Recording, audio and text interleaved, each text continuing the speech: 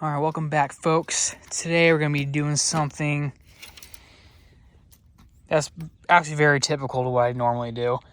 I want to run a in-cab switch for my winch. Now, I have a wireless winch and a cord winch. It plugs in right here to this relay box. And I don't have one that's stationary in the car. And I already have a spot that I want to put it. I have the switch and everything. I even have the wiring.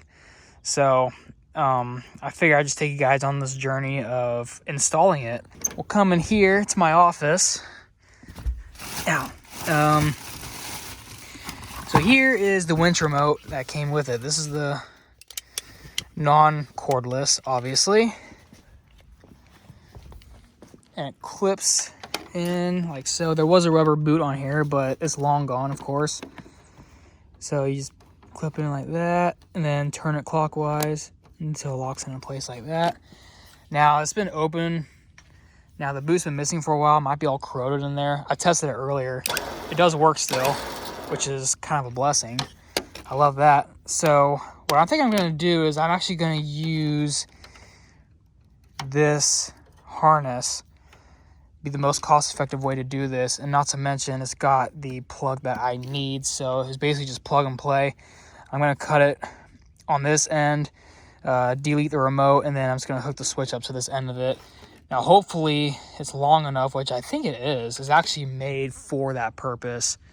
It's an in-cab remote, basically, non-cordless. I like to get it run through the grill, all around, through the firewall, and there's actually a hole over where the hood cable comes out. That's where all my other accessories go. I'm gonna go ahead and run it through that hole as well, and then I can just snake it through the dash. Just to show you guys where I'm putting it, I got the dash bezel taken off already. I'm gonna put it right here. Now, this switch is not active, doesn't go to anything. I just put it there to fill the space if I ever wanted to repurpose it someday. I am repurposing that spot, but I'm not repurposing that switch. All right, I decided to go the extra mile and take the remote apart, and I'm kind of glad I did, because I thought these wires would have been soldered on the switch, but as you can see, it's just got the traditional male to female joint connectors, which are identical to the ones that are on here, so they should mate up just perfectly. So I think my life just got easier, which doesn't happen very often, so that's pretty damn sweet. So I need to figure out what's power, what's ground. As you can see, there's only 3 wires going to it, and we got a 7-prong switch. I think a couple of these actually goes to the light if you want the light to illuminate, which I might add that feature later. But we'll see. So first things first, I need to figure out what goes to what. I'm assuming the blue one's power and the red is ground, and I don't know if it matters on these because this is a polarity switch, so it probably so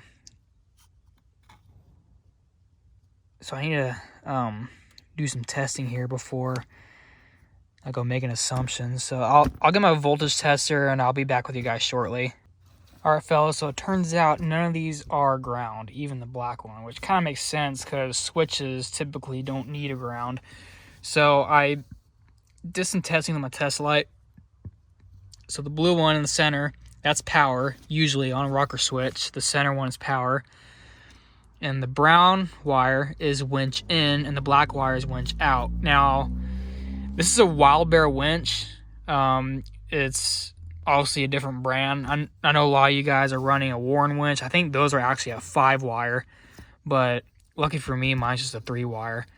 So every brand is different, so don't quote me on this unless you get the same brand I do. I'm not sure if this winch is even still available. I'll have to look at that later, but so that's simple enough. So I'm just gonna get it hooked up to the switch. And just document everything, and then I will go ahead and get this wire run through the chassis. All right, so I decided to play it safe and test the switch out, make sure everything works. So you got, that's in, it's out, in, out. Now, I did winch in up top and winch out on the bottom. Now, honestly, that's all about personal preference, but I decided to do that way because that's how most winch switches are labeled. So I'm just going to go that route. But if you want the polarity to be backwards for some reason, you can just take these two outer wires and swap them, and that'll reverse the polarity of the switch. So cool. Everything works how I want it to. So all we got to do is just get the switch in place and get these wires ran, and see if I can get this thing to light up. So, all right. Well, now let's get to the fun part, running the wire. All right, got the wire loosely ran through the grill, all the way back there past the radiator. Fish it through the abyss down here, around the battery, along the firewall. This is the toughest obstacle in getting past that fuse box, but after you pass the washer bottle, it's pretty much smooth sailing. So I just got it just sitting there for now. Got it running through the firewall right there. All right, got the switch hooked up, everything wired up, got all the courtesy lights connected, and I decided to move the fan override switch over here. It used to be right here, but I moved it here because of how the wiring is designed. So I have the courtesy lights going to both of these. Before I didn't have them hooked up. It only came on when the switch came on. This switch actually had a second light down here. So when I turn the fan on, this light comes on, but when I turn the dash lights on, or courtesy lights I should say, the fan override switch comes on. It's kind of a neat feature. This one, however, when I turn the dash lights on, the whole switch comes on. You also have an option of the momentary light coming on when you flip the switch, but I decided to do it with the dash lights because I think it'll look better that way. Plus I can see it in the daytime, not at night. So the way I have it set up, I have the winch wires on the right side of the switch and the lights are on that side of the switch. But if you wanted the light to come on when you press a switch, you actually reverse these two. So you put the courtesy light wires on this side, and then you put the winch wires on that side, and you got the ground post up here. And I have a jumper wire going to the other switch. Then I have my power supply ground going to the courtesy lights, which is down here. I heat shrinked everything, did it all the right way, so I shouldn't run into any problems in the future. I decided to do this the right way because I don't come back here a second time. So on this winch, on the switch itself, the center post is constant power, or 12 volt. And then you have winch in and winch out. Brown wire, black wire, blue wire. That's how it is on this model winch. Might be different for Warren winches or anything else. But mine works, winch in, winch out.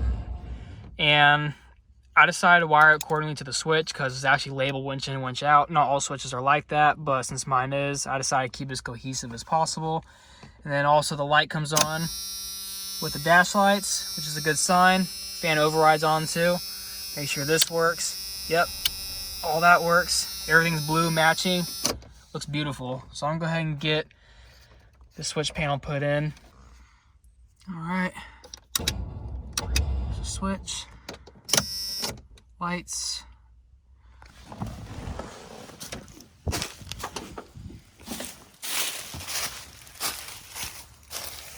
Got the hook.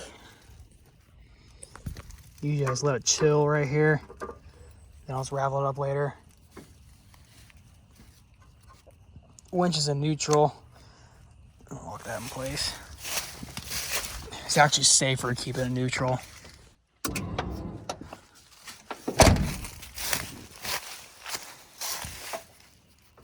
There you go, not too tight. It's perfect. All right.